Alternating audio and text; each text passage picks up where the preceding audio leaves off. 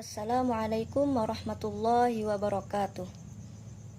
Bismillahirrahmanirrahim. Alhamdulillahirabbil alamin.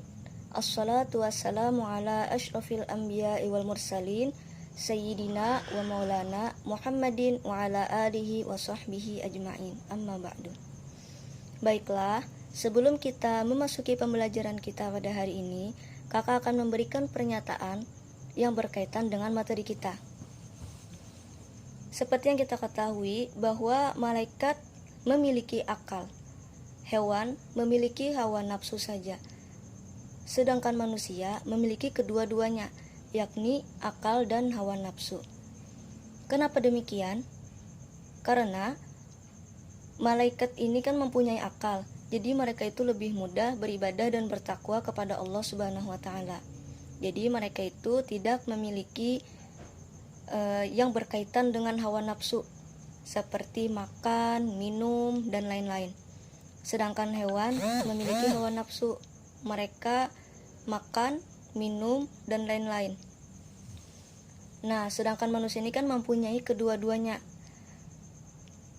Pernah kita dengar bahwa manusia itu derajatnya bisa lebih tinggi daripada malaikat apabila mereka ini lebih mengedepankan akalnya, yakni lebih mengutamakan beribadah kepada Allah dan bertakwa kepada Allah. Baru mereka bisa dikatakan derajatnya lebih tinggi daripada malaikat.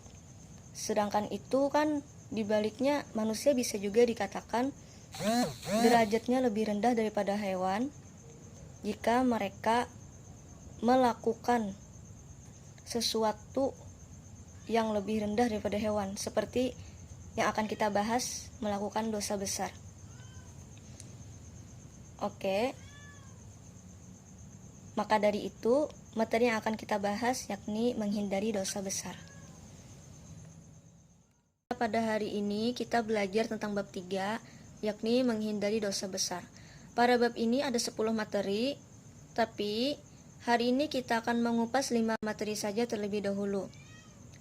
Materinya adalah yang pertama membunuh, kedua liwat, ketiga LGBT, keempat meminum khamar, dan kelima judi. Baiklah, kita masuk ke materi yang pertama, yakni membunuh. Membunuh dalam KBBI artinya adalah menghilangkan jiwa. Jadi dapat diartikan bahwa membunuh adalah menghilangkan jiwa seseorang, baik disengaja maupun tidak disengaja. Membunuh ini sangat dilarang dalam Islam dan juga merupakan kejahatan tingkat tinggi. Kenapa demikian? Karena membunuh ini memiliki efek yang sangat berbahaya. Kenapa bisa dikatakan efeknya sangat berbahaya? Karena bisa menimbulkan dendam yang berkepanjangan kepada pelaku pembunuhan tersebut atau keluarga dari pelakunya tersebut. Allah Subhanahu wa Ta'ala berfirman dalam Quran surah Al-Isra ayat 33, A'udzubillahi minasyaitonir rajim. Bismillahirrahmanirrahim. Wala taqtulun nafsal lati harramallahu illa bil haqq. Shadaqallahul azim. Yang artinya, dan janganlah kamu membunuh jiwa yang diharamkan oleh Allah melainkan dengan sesuatu yang benar. Oke, next. Nah, membunuh ini mempunyai dampak yang negatif bagi pelaku pembunuhan dan bagi keluarga yang terbunuh dan bagi masyarakat. Untuk pelaku tersebut memiliki dua segi, yakni dari segi psikologisnya dan dari segi keagamaan. Kalau dari psikologis, orang yang melakukan pembunuhan ini akan merasakan ketidaktenangan jiwa, dan dari segi keagamaan sudah pasti dia akan masuk ke neraka jahanam. Sedangkan bagi keluarga korban, ini akan menimbulkan dendam yang berkepanjangan kepada pelaku tersebut. Sedangkan bagi masyarakat, maka masyarakat itu akan merasakan ketidaknyamanan akibat terjadinya pembunuhan di sekelilingnya. Dari segi lain lagi dapat kita lihat, apabila pembunuhan itu terjadi di depan anak-anak, maka itu akan merusak psikologinya, psikologis dari anak tersebut. Apabila psikologis anak tersebut tidak ditangani secara lanjut, maka akan menyebabkan anak tersebut menjadi psikopat akibat dari ia menyaksikan dari pembunuhan tersebut. Kita masuk ke materi yang kedua tentang liwat. Liwat ini bukan asli dari kata bahasa Arab, tapi liwat ini berasal dari kata lut. Liwat adalah suatu penamaan yang dinisbatkan kepada kaumnya Nabi Lut. Kenapa demikian? Karena yang pertama kali melakukan perbuatan liwat ini adalah kaumnya Nabi Lut. Jadi liwat ini adalah perbuatan kaum Nabi Lut. Seperti apa perbuatannya? Dari bahasa yang kita kenal sejak saat ini adalah homoseksual, lelaki sama lelaki.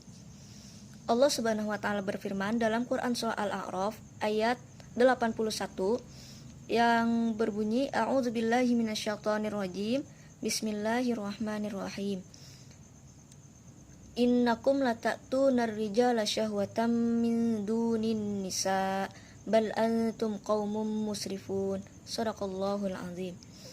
Yang artinya, sesungguhnya kamu mendatangi laki-laki untuk melepaskan hawa nafsumu, bukan kepada wanita. Malah kamu ini adalah kaum yang melampaui batas. Seperti yang kita ketahui, dewasa ini telah terjadi di mana-mana perbuatan liwat ini. Bahkan di Indonesia pun sudah masuk. Rasulullah SAW bersabda, yang artinya, sesungguhnya yang paling aku khawatirkan terhadap umatku adalah perbuatan kaum Nabi Lut. Hadis riwayat Ibnu Majah. Dalil diharamkannya liwat. Allah Subhanahu wa taala berfirman dalam Quran surah Al-A'raf ayat 80 menjelaskan tentang betapa jijiknya perbuatan tersebut. Dalam bahasa Arab, jijiknya adalah al-fahisyah. A'udzubillahi minasyaitonirrajim. Bismillahirrahmanirrahim. Waluton idh qala liqaumihi atattunal fahisyata ma sabaqakum biha min ahadim minal alamin. Yang artinya, dan kami telah mengutus Lut kepada kaumnya, dan ingatlah tatkala ia berkata kepada umatnya, mengapa kamu mengerjakan perbuatan fahisyah itu yang belum pernah dikerjakan oleh seseorang pun di dunia ini sebelum kamu. Jadi liwat ini adalah perbuatan yang sangat jijik dari kata al-fahisyah tersebut. Oke, next, lanjut lagi ke dampak negatif dari liwat. Dampak negatif dari liwat yakni ada 4. Yang pertama, dikategorikan sebagai orang yang melampaui batas. Yang kedua, dilaknat Allah. Yang ketiga, dampaknya adalah daya rusaknya lebih tinggi daripada zina. Yang keempat, Allah menamakan orang yang melakukan liwat adalah sebagai perusak dan orang yang zalim. Kita masuk ke materi yang ketiga yakni tentang LGBT. LGBT ini adalah singkatan dari lesbian, gay, biseksual, dan transgender. LGBT ini adalah merupakan perilaku seks yang menyimpang. Lesbian itu wanita sesama wanita, gay itu lelaki sesama lelaki, biseksual itu menyukai keduanya, wanita dan laki-laki, sedangkan transgender adalah dia yang merubah gendernya sendiri. Saking bertentangannya LGBT ini dengan hukum Islam, LGBT ini dikhawatirkan dapat merusak kehidupan umat manusia. Dalil diharamkannya liwat. Allah Subhanahu wa taala berfirman dalam Quran surah Al-A'raf ayat 33, A'udzubillahi minasyaitonirrajim. Bismillahirrahmanirrahim. Qul innama harrama rabbiyal fawahisha ma dhahara minha wa ma batan. Shadaqallahul azim. Katakanlah, Tuhanku hanya mengharamkan perbuatan yang keji, baik yang nampak maupun yang tersembunyi. Jadi, pada materi sebelumnya pun Kata keji tersebut adalah fawahisyah atau fawahish. Maka LGBT ini hampir sama dengan dari materi yang kita bahas tadi. Oke, next. Dampak negatif dari perilaku LGBT. Yang pertama adalah ia akan dilaknat oleh Allah Subhanahu wa taala seperti yang terjadi pada zaman kaum Nabi Lut itu.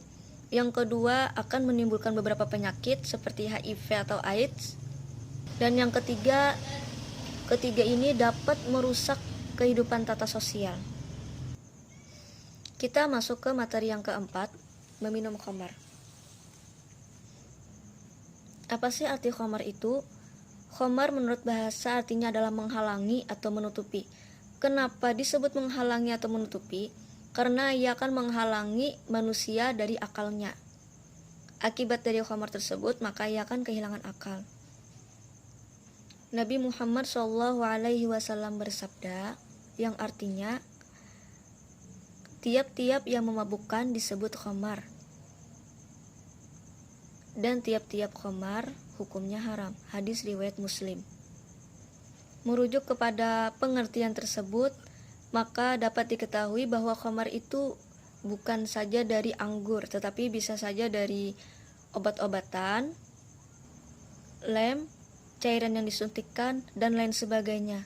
Bahkan MUI pun mengatakan bahwa obat bius tersebut bisa dikatakan memabukkan. Next, dampak dari mengkonsumsi khamar. Yang pertama adalah melanggar larangan agama. Kenapa demikian? Karena itu kan sudah tentu hukumnya haram, kenapa masih dikerjakan? Yang kedua adalah memicu perbuatan jahat lainnya.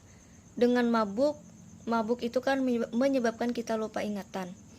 Maka bisa membuat dosa-dosa lainnya pun akan terkerjakan. Yang ketiga, terlarang melaksanakan ibadah.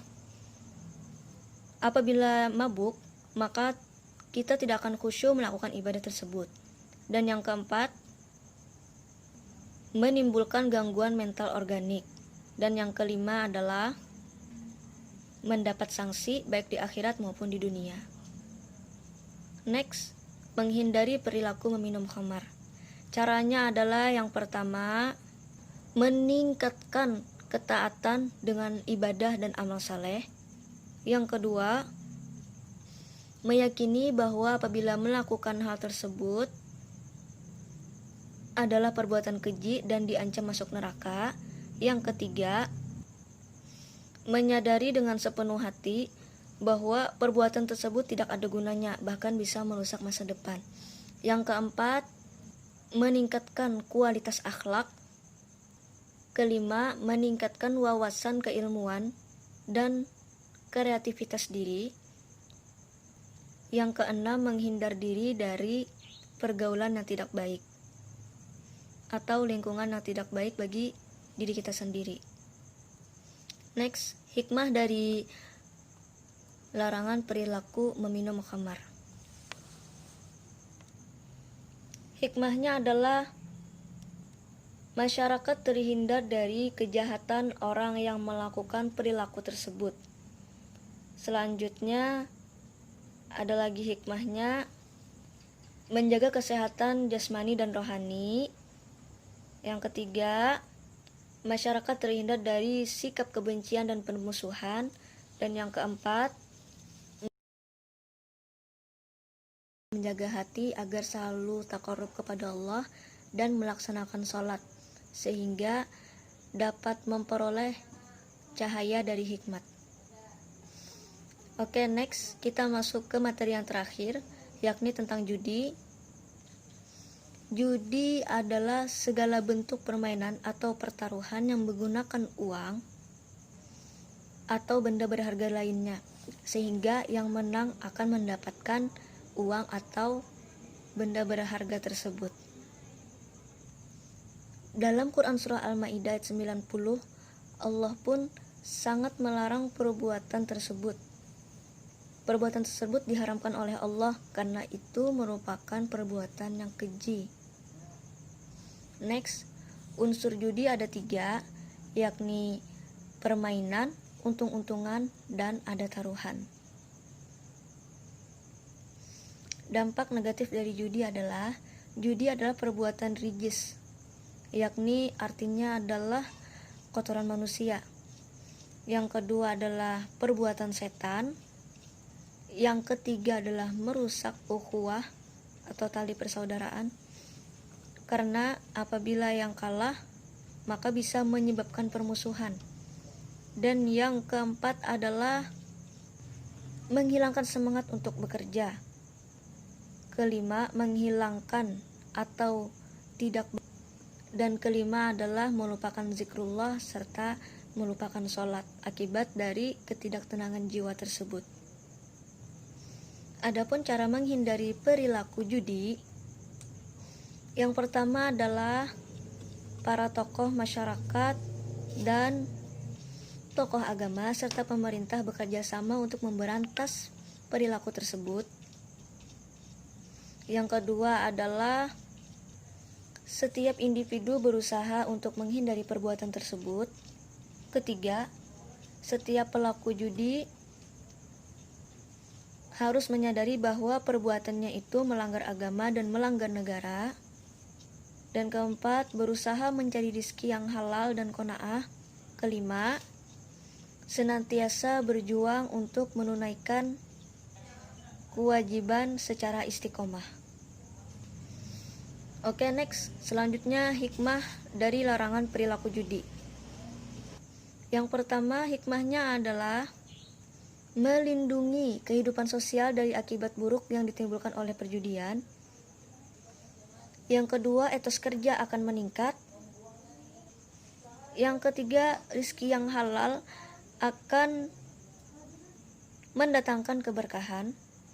Yang keempat, masing-masing individu akan semangat untuk bekerja sesuai dengan potensi yang dimilikinya.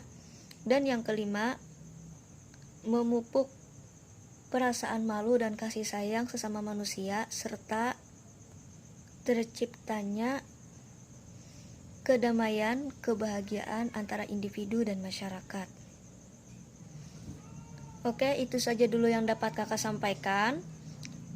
Terima kasih untuk semuanya. Silakan yang ingin bertanya, kalian komen dalam kolom tersebut. Wassalamualaikum warahmatullahi wabarakatuh.